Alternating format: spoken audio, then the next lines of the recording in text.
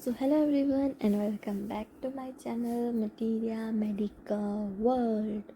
So आज हम पढ़ने वाले हैं ऑर्गेनॉन, उसका मोस्ट आईएमपी टॉपिक और सारे स्टूडेंट का सबसे बड़ा फियर जो हम कह सकते हैं एज अ होम्योपैथ, वो है केस टेकिंग. ठीक है, तो आज हम ऑर्गेनॉन पॉइंट ऑफ व्यू देखेंगे केस टेकिंग क्या है, और फिर उसके बाद के लेक्चर में हम केस टेकिंग वापस से देखेंगे but in a little bit deeper manner में. ठीक है, तो वो कैसा होगा कि आपके viva point of view and for examination point of view दोनों क्लियर आउट हो जाएंगे. ठीक है, तो पहले हम बेसिक केस टेकिंग देखेंगे आज की वीडियो में कि केस टेकिंग में एक्चुअल कंटेंट क्या होते हैं कि एज अ होम्योपैथ हमें देखना चाहिए ड्यूरिंग केस टेकिंग. ठीक है, हम लोग अभी भी बहुत मिस्टेक करते हैं. केस टेकिंग कैसे करते हैं, हम हमारे हिसाब से केस टेकिंग करते हैं, कुछ चीज़ भूल जाते हैं, कुछ चीज़ याद आ जाती है.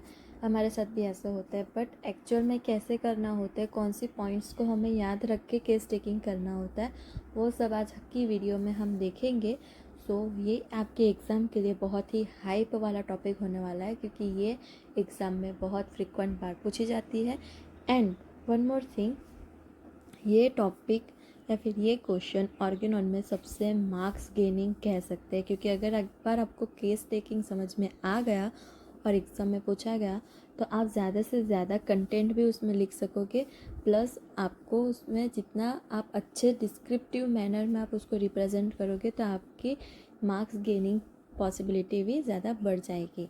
Okay, so without any due let's get started.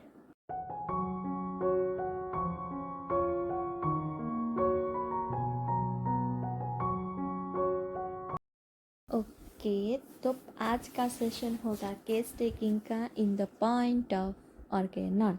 ठीक है, तो ये मंडल एंड मंडल बुक का चैप्टर हम 23 पढ़ रहे हैं, केस टेकिंग. और जो एफोरिज्म है, कौन से एफोरिज्म में केस टेकिंग दिया गया है, वो है 83 to 104. एंड अगर आज के सेशन में या फिर आज के आप क्लास में थोड़ा ज़्यादा कंसंट्रेशन करोगे तो ये आपको रेपर्टरी में बहुत ज़्यादा हेल्पफुल रहेगा, specially in the Kent repertory, क्योंकि कैंट रेपर्टरी में भी हमें केस टेकिंग पूछा जाता है, जिसमें हमें ये सब चीज़ें लिखनी होती है और इंक्लूड भी करनी होती है.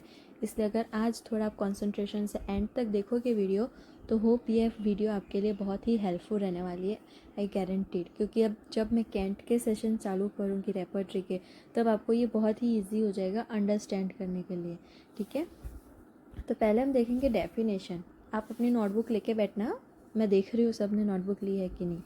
ओके, तो क्या है कि डेफिनेशन में क्या है कि case taking is the artistic process of ascertaining, understanding and recording of complaints of the patient in such a way that the picture of diseased person is so completed that the physician can prescribe a suitable homeopathic remedy after determining the totality of symptoms. आप सोच रहे होंगे यार दीदी कितनी बड़ी definition है, इससे अच्छा कर हम एक दास में से कर लें.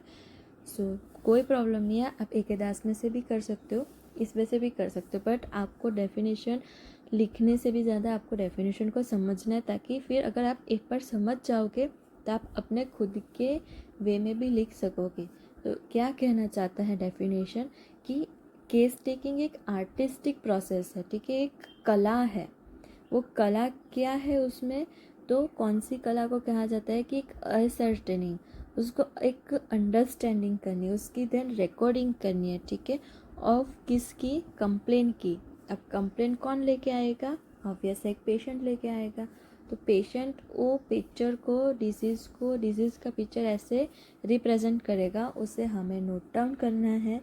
ठीक है, जिससे हमें कंप्लीटेड सिम्टम्स या फिर हम उसे कह सकते हैं टोटलिटी ऑफ सिम्टम्स हमें मिलती है. और उसके बेसिस पे फिर हम फिजिशियंस एक प्रॉपर सिमिलिमम या फिर सिमिलर मेडिसिन, होम्योपैथिक मेडिसिन हम प्रिस्क्राइब कर सकते हैं. ठीक है, तो क्या है, केस टेकिंग एक कला है, एक क्रिया है. ठीक है, ऑफ किसकी, of ascertaining, understanding and recording. किसकी, तो एक सिम्टम की. किसके किसके सिम्टम्स या फिर किसके कंप्लेन की, वो है पेशेंट की. कैसे वे में करनी है, तो एक पिक्चर जैसे बनानी है, ठीक है। The way of in a such a way that the picture of a diseased person is completed, that the physician can prescribe suitable homeopathic remedy after determining the totality of symptoms, ठीक है।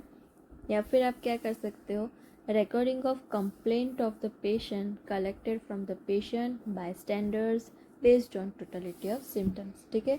Shortcut में आपको पता ना हो, एकदम time कम है, पूरी डेफिनेशन नहीं लिख सकते हो, तो आप ऐसे रिप्रेजेंट कर सकते हो कि case taking is equal to recording of complaints of the patient and कौन सी और कहाँ से हमें कंप्लेंट मिलती है, बाय स्टैंडर्ड, पेशेंट के जो रिलेटिव्स आए होंगे, ठीक है, या फिर उसके साथ कोई फ्रेंड आया होगा, ठीक है, तो उससे जो हमें कंप्लेंट मिलती है उसका हम रिकॉर्ड करते हैं और उसके बेस पे हम बनाते हैं टोटलिटी।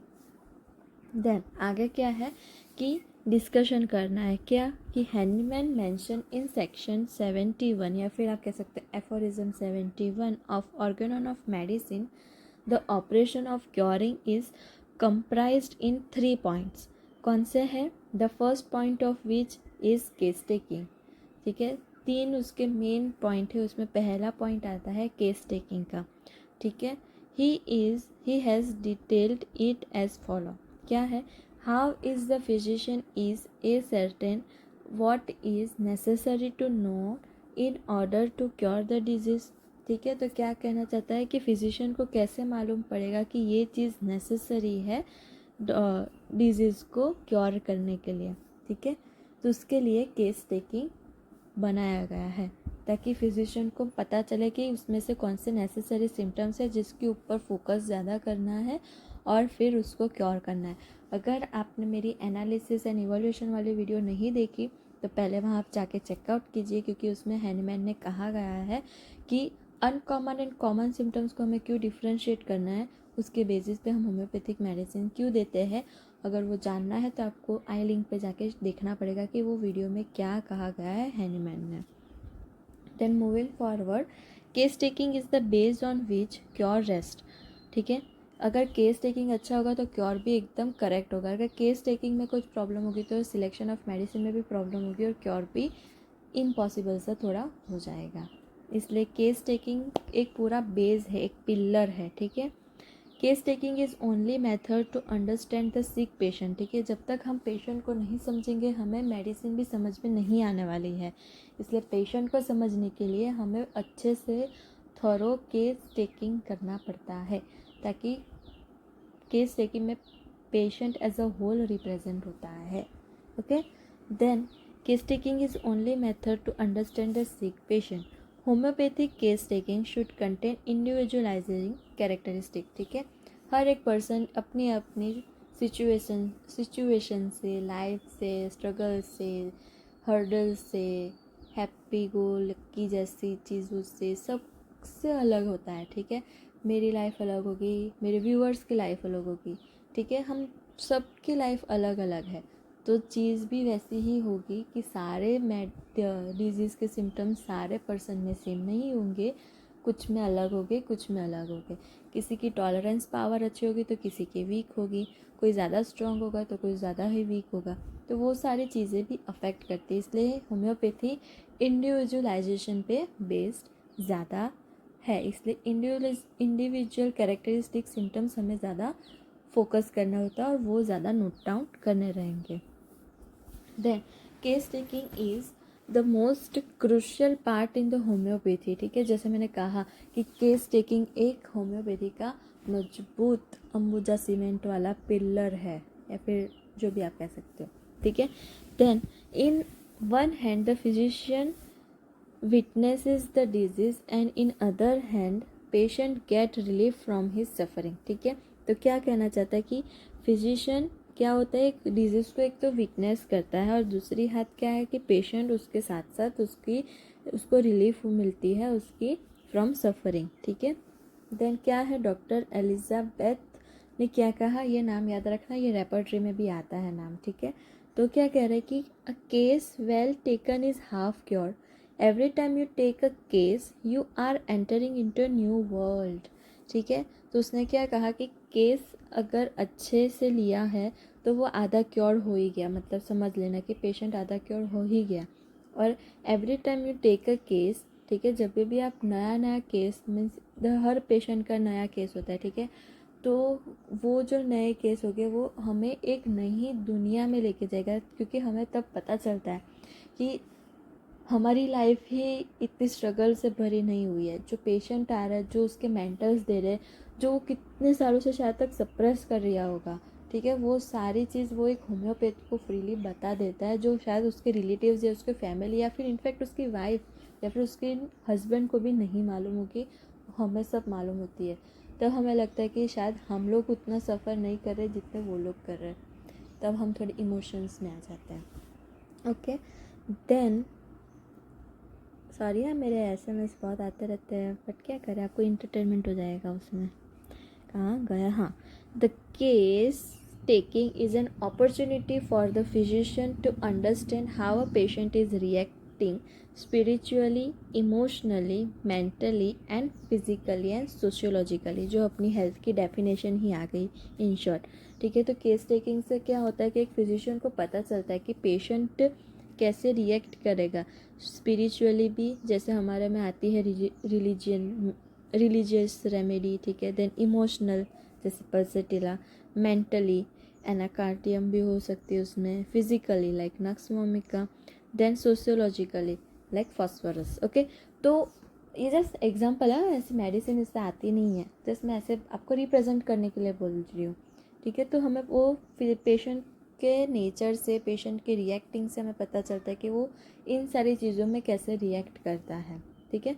तो homeopathic case taking is well developed method of collecting the data from the patient, but it demand specialised skill and interest from the physician side. Main चीज़ तो यहाँ पे गड़बड़ हो जाती है कि फिजिशियन में ऐसी स्किल होनी चाहिए, अंदर से उसको ऐसा महसूस होना चाहिए, उसको इंटरेस्ट होनी चाहिए फिजिशियन को कि मुझे एक पेशेंट को ठीक करना है, इसलिए मुझे केस टेकिंग अच्छे से करनी है।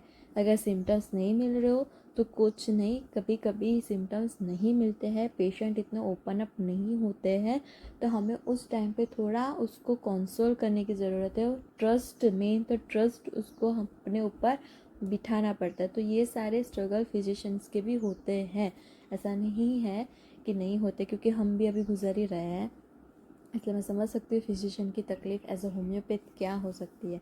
बट मेन चीज़ फिजिशियन को एक स्किल होनी चाहिए, स्किल्ड फिजिशियन होना चाहिए, ठीक है। और मेन कि उसको इंटरेस्ट होना चाहिए, सिर्फ मनी माइंडेड नहीं होना चाहिए कि मुझे सिर्फ पैसे कमाने, पेशेंट ठीक हो या ना हो मुझे उससे कोई परवाह नहीं है, ऐसा फिजिशियन नहीं। तो हमारा वो फिजिशियन एफोरिज्म 1 को भूल रहा है, ठीक है। एफोरिज्म 1 एंड एफोरिज्म 2 को खास भूल गया, समझ लेना वो। ओके, देन अब डिफरेंस देखेंगे, allopathic and homeopathic case taking का डिफरेंस क्या है। The difference between homeopathic case taking and allopathic case taking क्या है।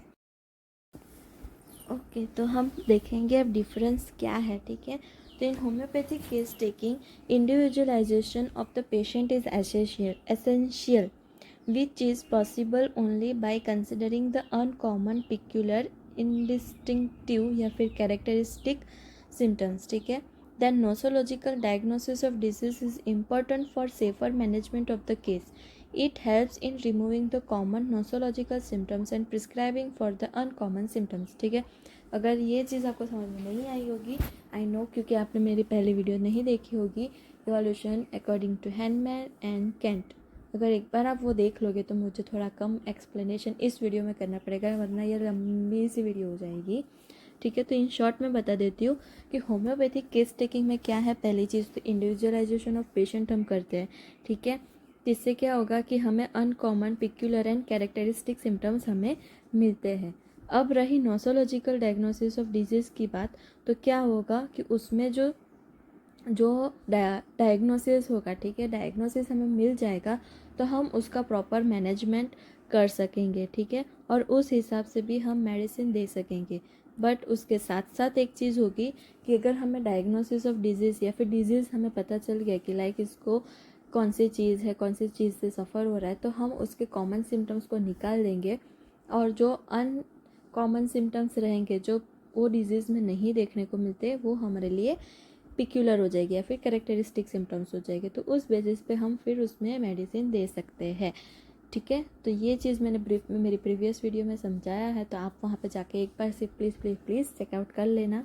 ठीक है, अब एलोपैथी का केस टेकिंग क्या होता है कि allopathic case taking importance is given to nosological diagnosis considering common symptoms. हम लोग अनकॉमन देखते हैं, वो लोग कॉमन चीज़ देखते हैं। We are like a little bit unique, you know, हम अनकॉमन देखते हैं, जो कोई नहीं देखता वो हम देखते हैं, इसलिए हमारा पैथी अलग होता है सारे पैथियों से। देन पर्पस या फिर ऑब्जेक्ट ऑफ केस टेकिंग क्या है, और द वन थिंग एंड तक देखना, क्योंकि आपको पता नहीं है कि केस टेकिंग एग्जामिनेशन में कैसे लिखना है, वो मैं एंड में बताऊंगी, इसलिए आपको एंड तक देखना पड़ेगा। अगर आपको एग्ज़ाम में केस टेकिंग पूछा गया और वो 110% पूछा जाने ही वाला है, आप सब मुझे याद करोगे उस टाइम पे कि काश मैंने एंड तक वीडियो देख ली होती, तो आज मैं केस टेकिंग अच्छे से लिख पाता या पाती।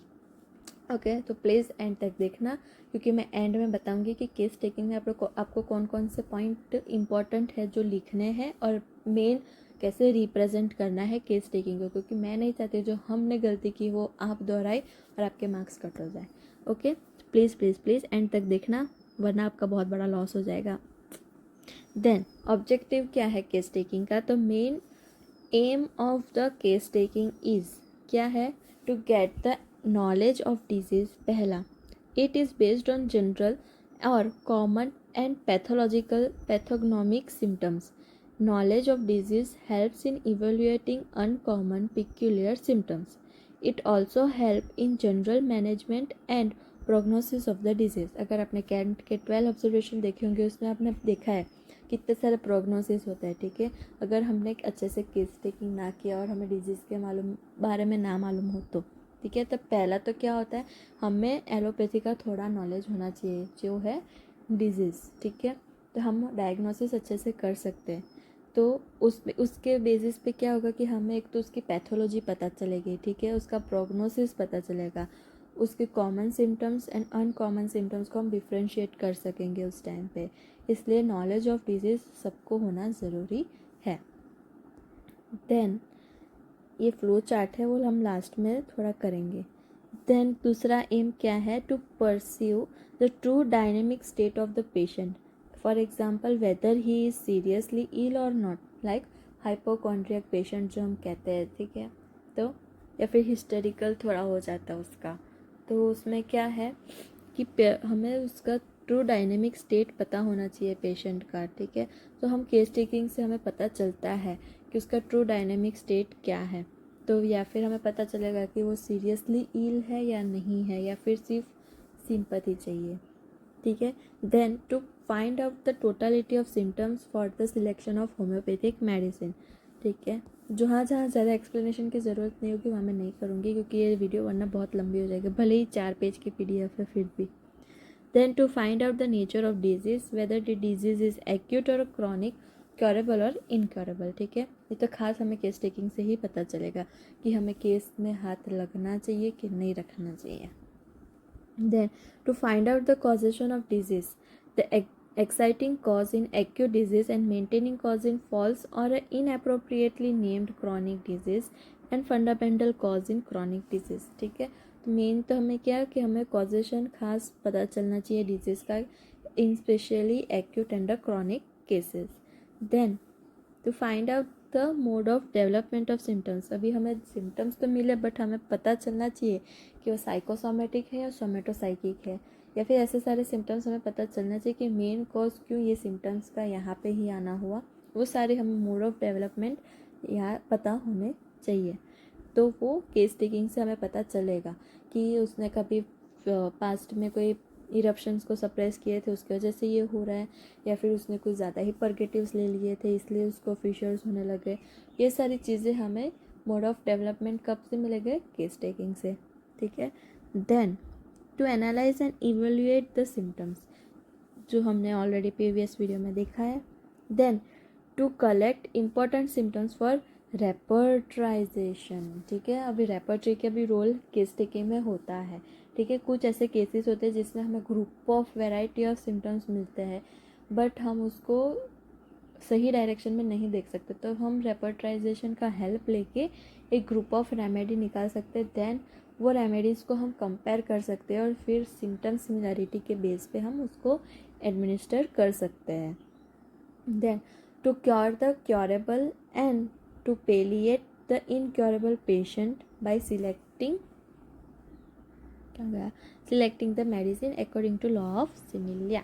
ठीक है, जो क्योरेबल पेशेंट होगा, जो क्योरेबल पेशेंट से भी ज़्यादा क्योरेबल केस होगा, ठीक है, जिससे हमें लगता है कि हम इसको क्योर कर सकते हैं, उससे हम क्योरेटिव मेडिसिन देंगे. और जो इनक्योरेबल हो सकता है, जिससे हमें लगता है कि इसमें अभी कुछ नहीं हो सकता है, एटलीस्ट हम उसमें उसको पेलिएट थोड़ा बहुत कर सकते हैं. बट उसमें भी कैसे, सिम्टम सिमिलैरिटी के बेस पे, लॉ ऑफ सिमिलिया के बेस पे ही हम उसको पेलिएट करेंगे. Then to keep the systematic record of the case for guidance and treatment and future reference. ठीक है, हमें उसका प्रॉपर क्या कहते हैं, सिस्टमिक रिकॉर्ड्स रखने पड़ते हैं फॉर द गाइडेंस. हमें उसको गाइड करना हो या हमें खुद को भी गाइड करना हो उसके लिए. देन उसकी ट्रीटमेंट का रिकॉर्ड रखना ज़रूरी होता है और फ्यूचर रेफरेंस के लिए. Then to predict the prognosis of the case. Main तो वो होगा ही, क्योंकि अगर केस हमें पता तो चलेगा क्योर तरफ जा रहा है या फिर डाउनवर्ड जा रहा है. इसकी वजह से हमें केस टेकिंग अच्छे से करना पड़ता है. Then to select the remedies. वो कॉन्स्टिट्यूशनल भी हो सकती है, इंटरकरेंट भी हो सकती है, या फिर एक्यूट रेमेडी भी हो सकती है for the patient to manage the case and for nosological diagnosis. तो इतने हैं इसके एम, ऑब्जेक्टिव, या फिर आप कह सकते हो क्या था, पर्पस. ओके, तो ये इसका मेन पर्पस है केस टेकिंग का. अगर आपको पूछा है कि what is the purpose of case taking, तो आप ये 10 पॉइंट आराम से लिख सकते हो और मुझे पता है आप लिख पाओगे भी. Okay, then source of information in case taking. अब केस टेकिंग तो हमने की, पर ज़रूरी थोड़ी है कि पेशेंट सब कुछ बोल दे. हमारे पास तो ऐसे पेशेंट आते ही नहीं है जो सब कुछ बोले. हमें बाहर से पूछना पड़ता है. इसलिए अभी हमें इंफॉर्मेशन कहाँ कहाँ से पेशेंट की मिलती है वो हम देखेंगे. तो during case taking we can get proper information from 3 different source. इसमें भी 3 रास्ते हैं. ठीक है, तो पहला कौन सा है, patient who suffers from disease detail the history of his suffering. ठीक है, पेशेंट होगा वो अपने सफ़रिंग के बारे में तो बोलेगा, बट मेंटल्स हमें बहुत बार पेशेंट्स के थ्रू नहीं मिलते हैं. बट वो उसका पूरा जो उसका सफ़रिंग है, मोडालिटीज़ है, कॉन्कोमिटेंट है, वो सब कुछ पेशेंट बता देगा. तो एक सोर्स हो गया पेशेंट. देन अटेंडेंट और द बाय स्टैंडर्ड्स. ठीक है, उसके जो रिलेटिव्स, फ्रेंड्स, उसके साथ कोई आया होगा वो. तो who can give information regarding the patients complain, his behaviour and any other abnormalities noted bye them. Okay, हमें ऐसा लगता है कि हम तो बहुत अच्छे हैं, बट क्या मालूम बाकी लोग हमारे बिहेवियर के बारे में क्या सोचते हो. तो वो अपने पॉइंट ऑफ व्यू भी कह सकते हैं, ऐसा ज़रूरी नहीं है. बट मेनली जो हमारे पेरेंट्स होते हैं, अपने ब्रदर सिस्टर्स, फैमिली रिलेटिव्स, वो सारे हमारे या फिर अपने पेशेंट के बिहेवियर के बारे में वो ज़्यादा डिस्क्रिप्टिव वे में अपन को समझा सकते हैं, क्योंकि वो लोग ने ऑब्ज़र्व किया होता है. देन थर्ड इज़ अपन खुद, फिजिशियंस ऑब्जर्वेशन. ओके, तो क्या है, the physician should observe himself anything alter और unusual about the patient by mean of sight, hearing, touch and his other senses. ठीक है, अब बाकी का रोल हो गया फिजिशियन पे. ठीक है, तो फिजिशियन को भी थोड़ा बहुत ऑब्जर्वेटिव पावर होनी चाहिए.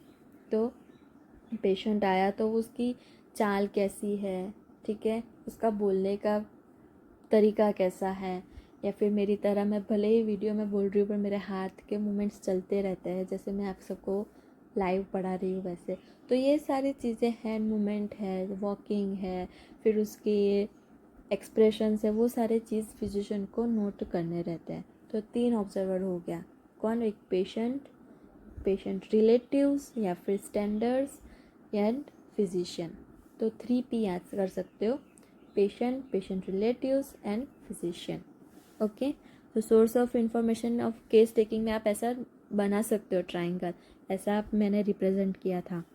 ठीक है, एक ऐसा बॉक्स बना के उसमें ट्राइंगल ऐसा बना के फिर उसमें लिख सकते हो, एक है पेशेंट, एक फिजिशियन एंड अटेंडेंट, या फिर आप बाय स्टैंडर्ड्स भी लिख सकते हो. पर ये तो मैंने याद करने के लिए 3P किया है. Okay, then requisite extra qualification of the physician for an individualization of the case of a disease. ये उतनी ज़रूरत नहीं है, बट हम फिर भी ऊपर ऊपर देख लेंगे. तो क्या है, फिजिशियन को कौन कौन से ऐसा क्वालिफिकेशन होना चाहिए फिजिशियन में कि वो case taking of a disease अच्छे से कर सके या फिर डिजीज़ को क्योर कर सके. तो Hahnemann stated in his Organon of medicine in aphorism 83 some special requisites of for the physician in apprehending the true picture of disease is. पहला, फ्रीडम फ्रॉम प्रिजुडाइज. हमें हमारी खुद की धारणाएं नहीं बांधनी होती, इसलिए हर एक फिजिशियन को अनप्रिजुडाइज होना चाहिए, प्रिजुडाइज नहीं होना चाहिए. पहले से ही ऐसा नहीं समझने का कि हाँ ये तो एर्सेनिक है, हाँ ये तो पल्सिटिला है, हाँ ये तो नक्सोमिक है. वह पहले से नहीं उसको पूर्व धारणा ऐसा कुछ कहते हैं, आई थिंक सो. तो वो नहीं करना होता है, ठीक है. Correct me if I am wrong. हाँ, मेरी हिंदी थोड़ी कच्ची है इसलिए. देन क्या है कि दिस प्रिजुडाइज में arise from any pre conceived idea. ठीक है, पहले से ही हमने सोच लिया ऐसा. और any superstition, any fixed idea based on any previous experience. ठीक है, मान लो कि पहला पेशेंट आया, वो पूरा आपने केस टेकिंग किया पर उसमें आपने अनप्रिजुडाइज्ड है. ठीक है, तो आपने अच्छे से केस लिया, सब कुछ लिया, सारे सिम्टम्स मिल गए और आपको रेमेडी भी मिल गई, सिमिलम या फिर सिमिलर मेडिसिन आर्सेनिक. ओके, वो पेशेंट पे वर्क कर गई. अभी सेकंड पेशेंट भी वही कंप्लेंट लेके आया और आपको सोच रहे हो अरे ये तो पहला पेशेंट जैसे ही था, हाँ हाँ यही सिम्टम्स उसमें भी थे और उसमें मैंने आर्सेनिक दिया था, अच्छा हो गया था, हाँ हाँ हाँ, आपने उसमें आर्सेनिक दे दी. अब पहला पेशेंट तो आर्सेनिक से ठीक हो जाएगा बट सेकंड वन नहीं होगा क्योंकि उसमें चाहिए थी आपको पल्सिटिला बट आपने दे दी आर्सेनिक. तो वो हो गया आपका प्रिजुडाइजेशन. ओके, देन वो प्रीवियस एक्सपीरियंस के बेसिस पे आपने उसमें दिया पर आपने उसकी केस टेकिंग देखी होगी तो आपने सिम्टम सिमिलरिटी अगर देखते तो आर्सेनिक से ज़्यादा वो पल्सिटिला में लगती. Then it is undoubtedly very harmful to the patient, जैसे मैंने कहा. So the physician must give up his habit and collect every symptoms and sign after going to the bed side as far as possible. ठीक है, भले वो ऐसा बोल रहा होगा कि हाँ मुझे ठंडी से तकलीफ़ तो होती है पर मुझे उससे एमिलोरेशन भी हो जाता है, बट आपने वो चीज़ को नहीं देखा. आपने बस इतना देखा हाँ ठंडी से तकलीफ़ हो रही है, उसको भी तकलीफ़ हो रही थी और आपने दे दी. पर आपने वो नहीं देखा कि कोल्ड एग्रावेट और cold element but still cold is amelioration. वो पेशेंट से डिफ़र करते हैं. तो आपने वो नहीं देखा, अननोटिस्ड कर लिया और आपने प्रिजुडाइज होकर उसको आर्सेनिक दे दी, तो वो क्योर होगा ही नहीं और वो पेशेंट आपसे यहाँ से भी चला जाएगा और वो उसकी सफरिंग वैसी की वैसी ही रहेगी या फिर वो फर्स्ट भी हो सकती है. ठीक है, then sound senses. Sound senses means हमें आवाज़ सुनाई देनी चाहिए, वैसा नहीं. Sound senses means we should be mentally stable. Okay, तो क्या है कि if the physician does not possess all his sense in strong healthy and natural condition it may not be possible to trace the true picture of the disease. ठीक है, अगर आप घर पे लड़के आए हो क्लिनिक पे और आपने केस टेकिंग किया तो आप आपका गुस्सा वो पेशेंट पे निकाल सकते हो केस टेकिंग दौरान. ठीक है, इसलिए आपको साउंड माइंडेड होना ज़रूरी होता है, हेल्थ वाइज भी और माइंड वाइज भी. ठीक है, क्योंकि आपकी personal life and professional life दोनों चीज़ अलग होती है. अगर आप केस टेकिंग कर रहे हो तो केस टेकिंग पेशेंट को एज अ पेशेंट ट्रीट करना है, ना कि एज अ ओपोनेंट. ठीक है, then attention is in observing. तो माइंड शिफ्ट नहीं कर देना है. ठीक है, जो चंचल मन होता है वो इसमें नहीं लाना होता है. तो क्या है कि attention in observing for lack of proper observation physician often miss so many easy but very characteristic and particular symptoms and fail to select the proper medicine. ठीक है, आपके पास एकदम क्लियर कट सिम्टम्स आ रहे, एकदम कैरेक्टरिस्टिक, एकदम peculiar सारे, और उसकी मेडिसिन भी आपके आजू बाजू ही घूम रही थी, बट आपके लैक ऑफ ऑब्जर्वेशन के वजह से वो सब मिस आउट हो जाएगा. ठीक है, तो क्या हो जाएगी, प्रॉपर मेडिसिन सिलेक्ट नहीं कर पाओगे आप और पेशेंट को एडमिनिस्टर भी नहीं कर पाओगे. ठीक है, तो वो हो जाएगा lack of observation.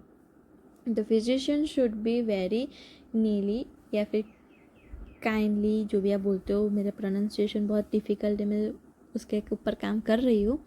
Observe the symptoms like half closed I, sweat only on tip of nose, describe by the patient. इतने पिक्यूलर सिम्टम्स अगर मिस कर जाओगे तो आप पूरी मेडिसिन से हाथ धो बैठोगे. ठीक है, इसलिए आपको उस पेशेंट के वर्ड्स टू वर्ड को अच्छे से नोट डाउन करके उसके ऊपर काम करना है. ऐसा ज़रूरी नहीं है कि पेशेंट ने हिंदी में बोला तो हमें इंग्लिश में कन्वर्ट करने में टाइम लग गया. नो डाउट, हिंदी में बोला हिंदी में लिखो, गुजराती में बोला गुजराती में लिखो, जिसमें आपको आता है वो इसमें लिखो. ज़रूरी वो नहीं है कि आपको कौन सी लैंग्वेज आ रही है और आपको लिखना किस में है. ज़रूरी ये है कि पेशेंट के वर्ड्स आपको सुनाई दे रहे हो और हाथ आपके पेन के साथ साथ कागज़ पे चल रहे हो. ठीक है, वो चीज़ हो गई अपनी ऑब्जर्वेशन या फिर क्या सेंस. ठीक है, साउंड सेंसेस. देन फोर्थ क्या है, faithfulness in tracing the picture of disease. कभी कभी हमें खुद के ऊपर भरोसा नहीं रहता, जो हमें अभी भी नहीं होता है, वैसी चीज़ हो गई. The patient statement should be accurately recorded without any list alteration of his language. जैसे मैंने अभी कहा, अब भी जस्ट बोले और वैसे ही हुआ कि पेशेंट जो बोले उसने ऐसा बोला, मुझे खिली जैसा पेन होता है सर में. आपको वही नो डाउट उस पर शर्म नहीं रखने की, लिख देने का, पेशेंट को खिली जैसा पेन होता है सर में. उसमें कोई प्रॉब्लम नहीं, कोई शर्म नहीं रखने की. मेडिसिन हमें ढूंढनी है. अगर हम सिम्टम्स अच्छे से लिखेंगे तो ही मेडिसिन हम अच्छे से सिलेक्ट कर पाएंगे ना. तो ज़रूरी नहीं है वर्ड टू वर्ड लिखिए, क्योंकि हम अगर उसको ट्रांसलेट करने जाएंगे तो अल्टरेशन होना गारंटी है. ये हमने बहुत बार मिस्टेक की है कि पेशेंट ने बोला कि गुजराती में बोला, हिंदी में बोला, हम उसको इंग्लिश में ट्रांसलेट कर रहे हैं, शब्द नहीं मिल रहे, इज़ कहाँ लगाऊँ, वॉज कहाँ लगाऊँ, दिस कहाँ लगाऊँ. उसमें पेशेंट पूरा हिस्ट्री बोल देगा और आप इज़ वॉज दस में फंस जाएंगे. इसलिए जो पेशेंट बोले नो डाउट लिख दो, भले इंग्लिश वाले में लिख दो, इंग्लिश जो हम हिंदी इंग्लिश लिखते हैं वैसे में लिख दो, कोई प्रॉब्लम नहीं है. कोई आपको कुछ नहीं देने वाला है, कोई आपका केस पेपर भी नहीं पढ़ने वाला है. नहीं, पेशेंट खुद बोलेगा कि इसको इंग्लिश लिखना नहीं आता, ऐसा कोई कुछ बोलने वाला नहीं है. पेशेंट को ठीक होने से मतलब है और आपको ठीक करने से मतलब होना चाहिए. ओके, तो आप अब इसको आप ऐसे रिप्रेजेंट कर सकते हो और इसका निमोनिक भी दिया है, बट हम पहले रिप्रेजेंटेशन देख लेते हैं क्या है. Request extra qualification of the physician में ऐसा डायमंड शेप बना के ऊपर लिख दे, फ्रीडम फ्रॉम प्रिजुडाइज या फिर अनप्रिजुडाइज ऑब्जर्वर होना चाहिए. Then attention in observing, then faithfulness in tracing the picture of the disease and sound sense. ठीक है, इतनी क्वालिटीज़ होनी चाहिए. तो हम इसको यहाँ से रख सकते हैं फूसा, बूसा नहीं फूसा. ओके, फूसा किसी को कोरियन वर्ड लग रहा होगा, नहीं, फूसा फूसा.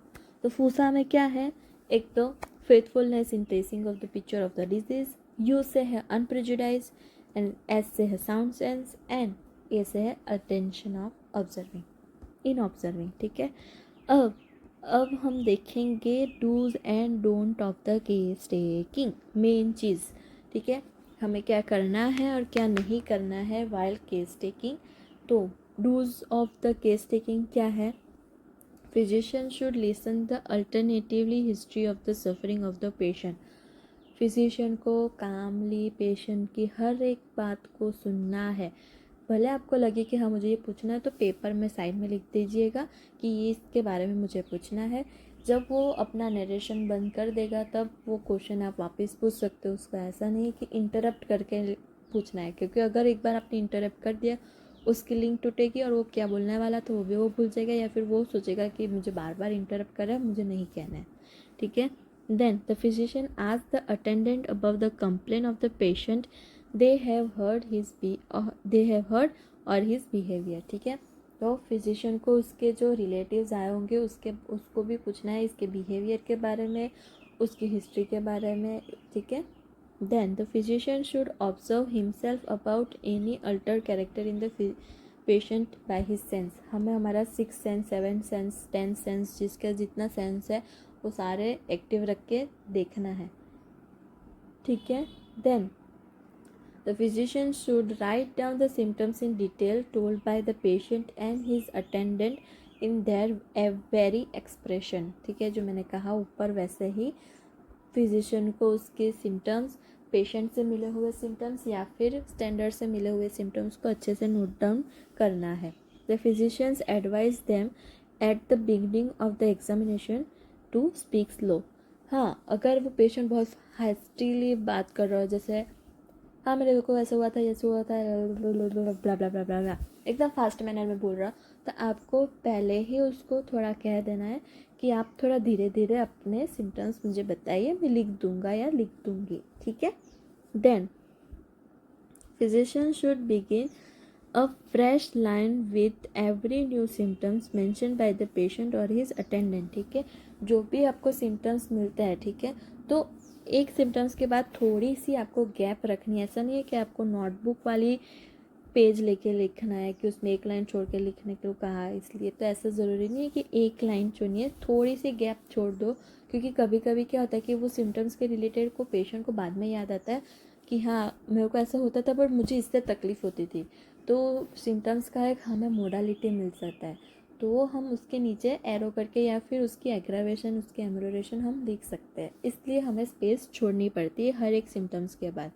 ठीक है.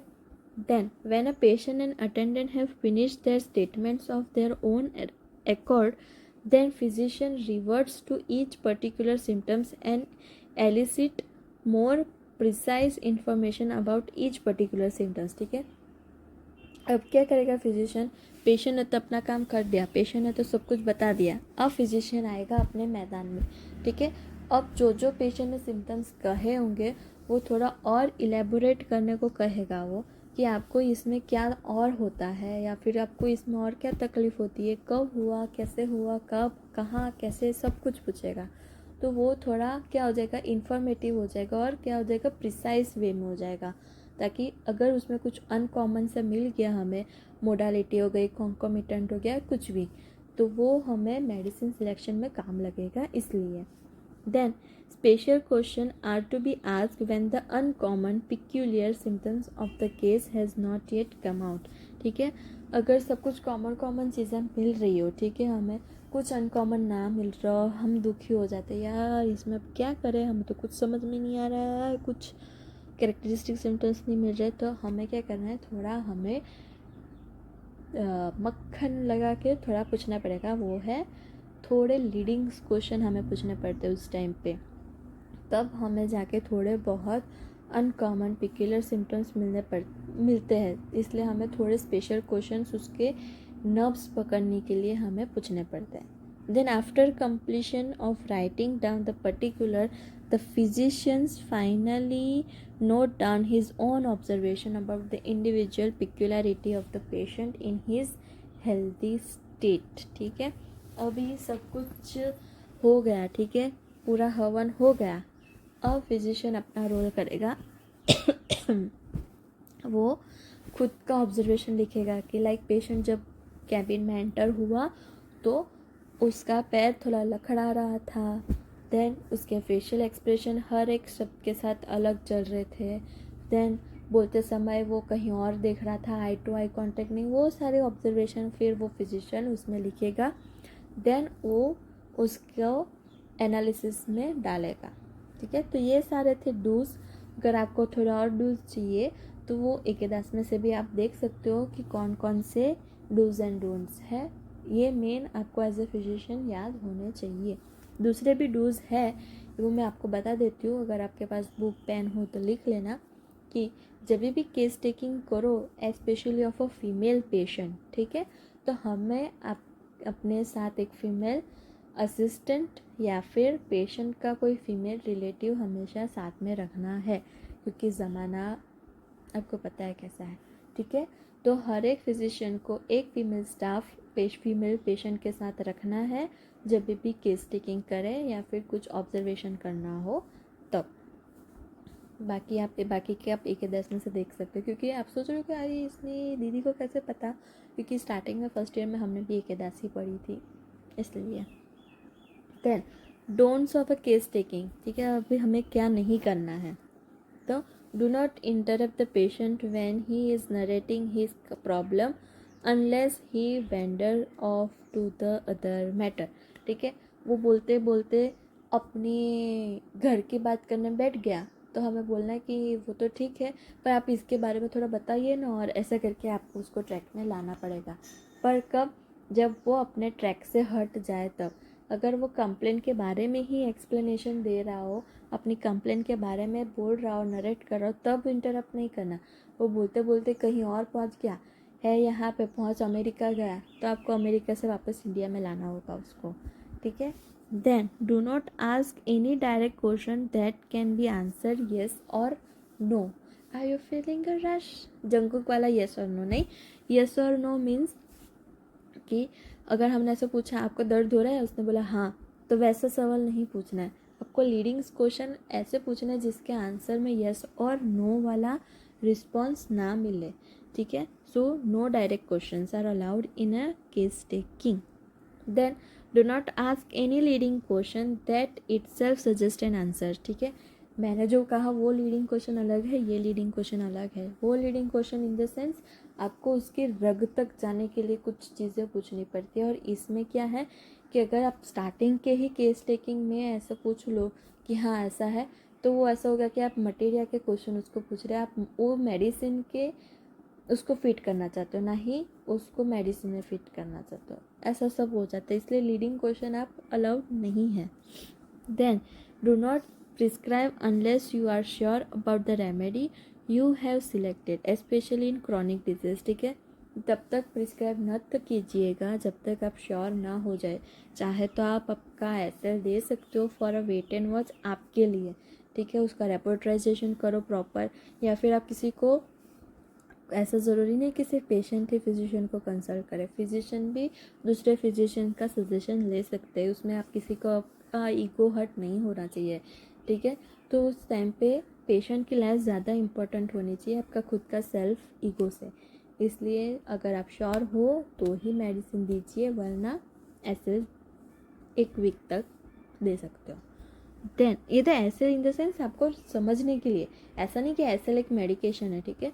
मैं ज़्यादा एक्सपोज नहीं कर सकती कि एसएल क्या है, बट एसएल आपके लिए थोड़ा और पेशेंट के लिए मेंटली बहुत ही कामफुल रहता है, इसलिए।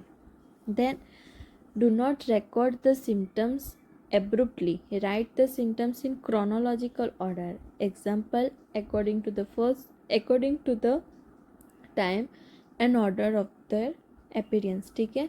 तो हमें ऐसे रफली सारे सिम्टम्स नहीं लिखने चाहिए, सिम्टम्स को क्रोनोलॉजिकल ऑर्डर में हमें लिखना है, ठीक है। पेशेंट ने जो कहा उसे हमें लिखना है, और बीच बीच में हमें स्पेस छोड़ने को कहिए तो हम थोड़ी थोड़ी स्पेस छोड़ देंगे, ताकि अगर नया सिम्टम कुछ आए तो हम उसमें लिख सकते हैं, ठीक है।